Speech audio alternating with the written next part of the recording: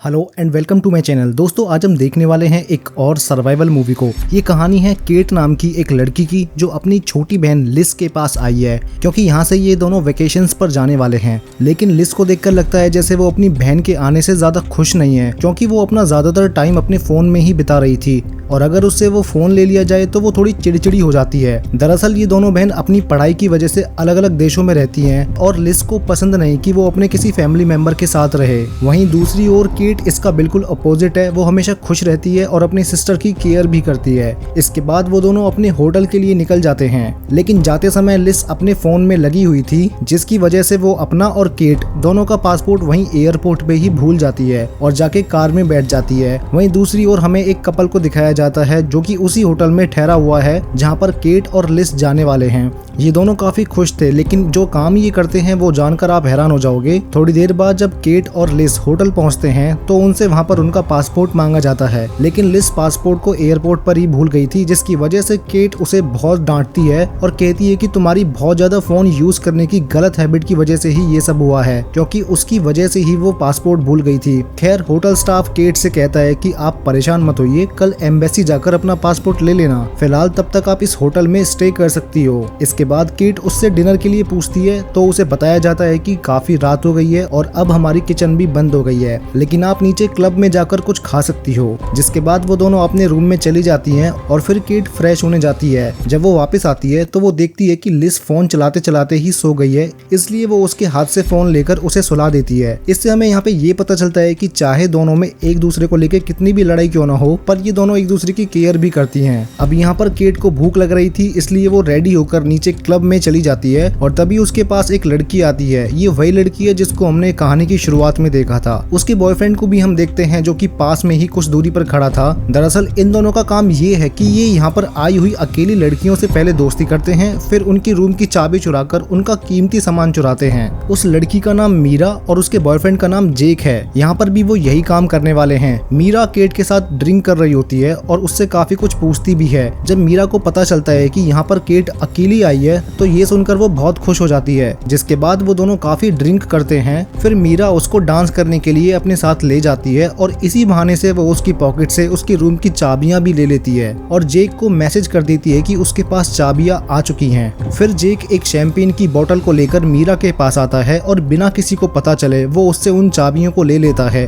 Cat को यहाँ पे हल्की सी भी भनक नहीं होती है कि उसके साथ क्या हुआ है और काफी देर डांस करने के बाद वो कहती है कि अब मुझे वापस जाना होगा, लेकिन मीरा उससे थोड़ी देर और रुकने को कहती है। जिसके बाद वो दोनों फिर से ड्रिंक करने लगते हैं। तभी उनके पास दो लड़के आते हैं। उन्हें दो लड़कियों की जरूरत थी, पर किस काम के लिए वो थोड़ी देर में पता चलेगा। दोनों लड़के इनसे बात करना शुरू करते हैं और फिर इन्हें अपने साथ एक एडवेंचर पर चलने को बोलते हैं। पहले तो केट मना कर देती है कि ऐसे किसी अनजान के साथ जाना सही नहीं है, फिर बाद में वो सोचती है कि यहाँ पर वो एडवेंचर करने ही आई है तो उसे जाना चाहिए और इसमें मीरा भी उसका साथ देती है, इसलिए वो दोनों जाने के लिए मान जाती हैं। वो लड़के इन्हें एक खाली मैदान में लेकर जाते हैं। अब जिस जगह पर ये खड़े हैं वहाँ पर हम एक हॉट एयर बैलून देखते हैं और इसी में बैठकर इन्हें ऊपर जाना है। तो फाइनली यही इनका एडवेंचर है। जाने से पहले केट उन दोनों लड़कों को बताती है कि मैंने अपनी बहन को यहाँ की लोकेशन भेज दी है, तो मेरे साथ कुछ भी गलत मत करना। इस बात पर वो लड़के हंसते हुए कहते हैं कि ऐसा कुछ भी नहीं होने वाला है। निक जो कि उन लड़कों में से एक था, वो कहता है कि हम दरअसल इस बैलून में अकेले ट्रेवल नहीं करना चाहते थे,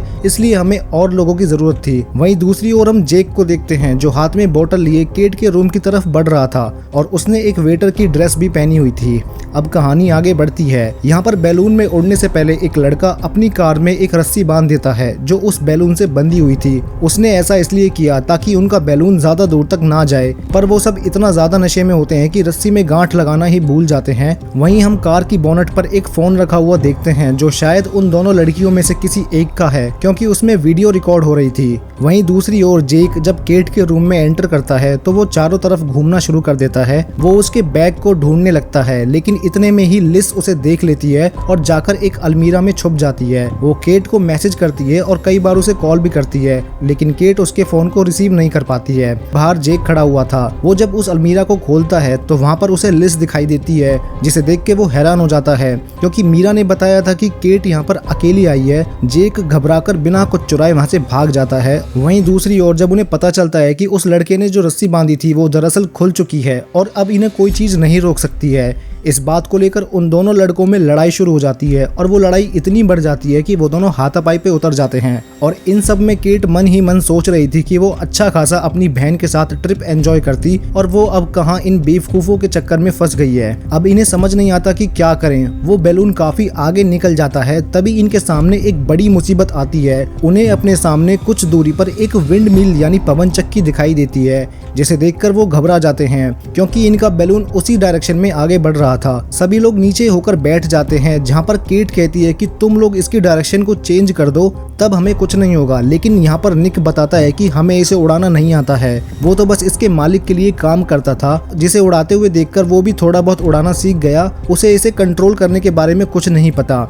अब ये सुनकर केट का दिमाग खराब हो जाता है क्योंकि अब शायद उनके बचने की कोई उम्मीद नहीं है। लेकिन उसमें से एक लड़का जैसे तैसे करके बैलून के एक सिलेंडर को चेंज कर देता है, जिससे उसकी स्पीड थोड़ी कम हो जाती है। वो नीचे रोड पर खड़े एक लड़के को देखती है जिसकी नजर उनके बैलून पर पड़ती है, जो कि विंडमिल की ओर जा रहा था। तो वो इन्हें देखकर रिकॉर्डिंग करना शुरू कर देता है, पर उसमें बैठे चारों लोगों को लगता है कि खतरा अब टल चुका है, इसलिए वो एक एक करके ऊपर खड़ा होना शुरू हो जाते हैं। पर इतने में ही एक विंडमिल सीधा बैलून से टकराता है, जिसकी वजह से एक लड़का बाहर गिर जाता है और अब इनके बैलून की बकेट भी आधी टूट जाती है। इतना ही नहीं, वो बचा हुआ लड़का जिसका नाम निक है, उसके पैर में एक लकड़ी का टुकड़ा घुस गया था, जिसके दर्द की वजह से वो बुरी तरह चिल्ला रहा था। निक उनसे कहता है कि सिलेंडर को बंद कर दो वरना गैस खत्म हो जाएगी, तो वो ऐसा ही करती है। वहीं दूसरी ओर होटल में हम लिस को देखते हैं, जो कि होटल के स्टाफ के पास हेल्प के लिए चिल्लाती हुई जाती है। पर तब तक जेक होटल से निकल चुका था। जेक मीरा को बहुत बार कॉल करता है, पर वो उसका कॉल नहीं उठाती है, इसलिए वो उस पर बहुत ज्यादा गुस्सा करता है क्योंकि आज वो उसकी वजह से जेल जाने वाला था। खैर बैलून पर आते हैं। केट को वहाँ मौजूद एक फर्स्ट एड किट दिखाई देती है, जिससे वो निक की मरहम पट्टी करती है, लेकिन उसमें पट्टी बहुत कम थी, इसलिए वो अपनी टी शर्ट को उतारकर उसके पैर में बांध देती है ताकि उसका खून ना बहे। इसी बीच मीरा को एक रस्सी पर कोई लटके हुए दिखाई देता है और जब वो उसे पकड़ने की कोशिश करती है तो उसके ऊपर वही लड़का था जो विंडमिल से टकराकर नीचे गिर गया था, लेकिन एक्चुअल में वो जाकर उस रस्सी पर लटक गया था। वो दोनों उसे पकड़ने की कोशिश करते हैं, लेकिन ऐसा हो नहीं पाता है और आखिर में उस लड़के के हाथ से वो रस्सी छूट जाती है और नीचे गिरने से उसकी मौत हो जाती है। यहाँ पर अब 3 लोग बचे हैं, जिसमें से एक घायल है और 2 बहुत ही ज्यादा डरे हुए हैं। उन्हें कुछ समझ नहीं आ रहा कि वो क्या करें, पर इन्हें एक चीज से छुटकारा मिल चुका था। वो उस विंडमिल वाले एरिया से काफी दूर आ चुके थे, लेकिन एक टाइम आएगा जब इनकी गैस खत्म हो जाएगी, उस टाइम वो क्या करेंगे। अगले सीन में हम लिस को देखते हैं, जो होटल स्टाफ को अपने रूम में हुई सारी चीजों के बारे में बताती है, जिसके बाद वहाँ पुलिस आती है। होटल स्टाफ पुलिस को बताता है कि इसके साथ इसकी बड़ी बहन भी थी, लेकिन पूरी रात क्लब में बिताने के बाद न जाने वो कहाँ गायब हो गई। ऑफिसर लिस से सारी इन्फॉर्मेशन ले लेता है और वहाँ से चला जाता है। और अब तो जेक भी वहाँ से चला गया था, तो फिलहाल लिस को कोई खतरा नहीं था। वहीं बैलून में अब धीरे धीरे गैस खत्म हो रही थी। तभी मीरा देखती है कि वो लोग असल में समुद्र के ऊपर आ चुके हैं, जो कि उनके लिए एक बहुत बड़ी मुसीबत है, इसलिए वो निक से कुछ करने को बोलती है। तब वो उन्हें बताता है कि हमें सबसे पहले तो आखिरी सिलेंडर को फिर से लगाना होगा, जो कि वो दोनों मिलकर लगा भी देती है। इसके बाद केट अपना फोन निकालती है और एक वही थी जिसके पास उसका फोन था, पर उसका भी कोई फायदा नहीं होता है क्योंकि उसमें कोई सिग्नल नहीं था। वो रोते हुए कहती है कि उसकी बहन रूम में अकेली होगी, मैं इतनी देर से बाहर हूँ, वो परेशान हो रही होगी। ये सुनकर मीरा चौंक जाती है और बोलती है कि तुमने तो कहा था कि तुम अकेले आई हो।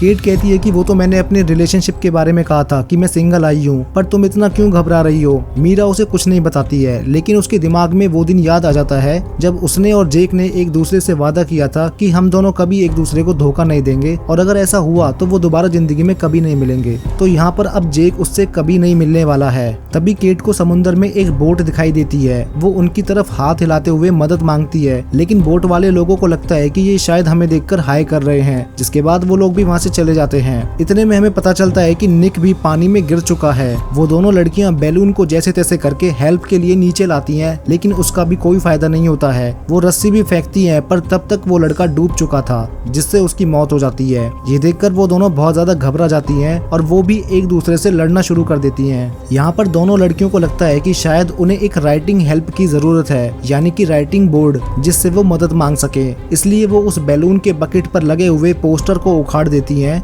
और अपनी लिपस्टिक से उसके ऊपर SOS लिखने की कोशिश करती हैं, लेकिन बीच में वो लिपस्टिक भी खत्म हो जाती है। तो केट अपने हाथ पर एक कट लगाती है और फिर उसमें से जो खून निकलता है उससे उस पोस्टर पर SOS को कंप्लीट करती है, लेकिन क्या ये चीज काम आएगी वो आगे पता चलेगा। इसके बाद हम लिस को देखते हैं जिसके पास एक लड़की आती है, उसका नाम एली है। उसका काम परेशान बच्चियों की मदद करना है। इससे पहले लिस ने पुलिस को उसकी बहन की लास्ट लोकेशन के बारे में नहीं बताया था, लेकिन वो एली को बता देती है, जिसे देखकर वो कहती है कि ये तो एक टूरिस्ट स्पॉट है, हमें वहाँ फौरन जाना चाहिए। दूसरी तरफ बैलून लगातार नीचे आ रहा था और ऐसे ही चलता रहा तो वो पानी में क्रैश हो जाएगा। इसलिए केट एक आइडिया सोचती है। वो एक नॉड को सनलाइट की मदद से जलाती है, जिसे हम मिरर रिफ्लेक्शन कहते हैं, और फिर वो उसको बर्नर के पास ले जाती है। तो इससे ये होता है कि जो बची हुई गैस होती है वो फिर से जलना शुरू हो जाती है और इनका बैलून थोड़ा ऊपर आ जाता है, लेकिन अभी भी वो पानी के काफी करीब हैं। इधर एली और लिस को उस जगह पर एक कार दिखाई देती है, जिसके ऊपर रखे फोन पर वो उस वीडियो को देख लेते हैं, जिससे वो समझ जाते हैं कि जरूर वो लोग इस समय किसी मुसीबत में हैं। अब लिस को अपनी बहन की फिक्र होना शुरू हो जाती है। इसी बीच हम देखते हैं कि केट अपने फोन को ओपन करती है और उसमें हल्का सा नेटवर्क आ रहा था। वो थोड़ा बाहर निकलकर उसे कनेक्ट करने की कोशिश करती है और लकीली वो नेटवर्क कनेक्ट भी हो जाता है।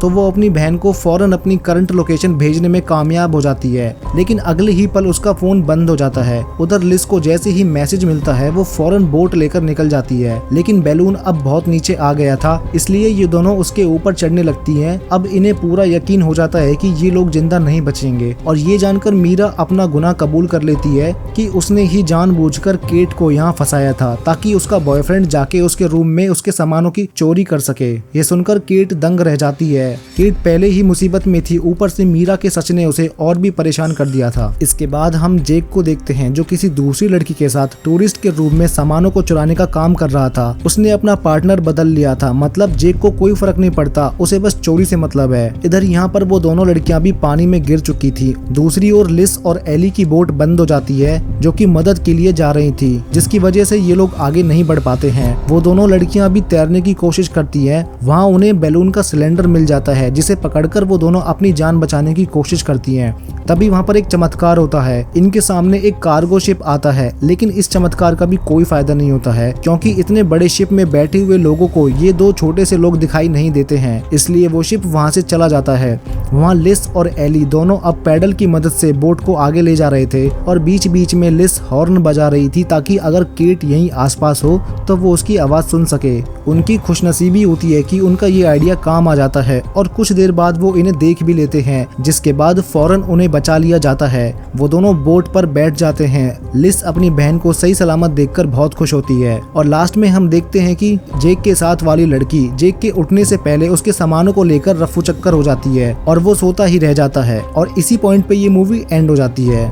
वेल गाइज, अगर आपको ये वीडियो अच्छी लगी हो तो इसे लाइक कर देना। ऐसी और मूवी एक्सप्लेनेशन के लिए वेगांतिस को सब्सक्राइब भी कर लेना।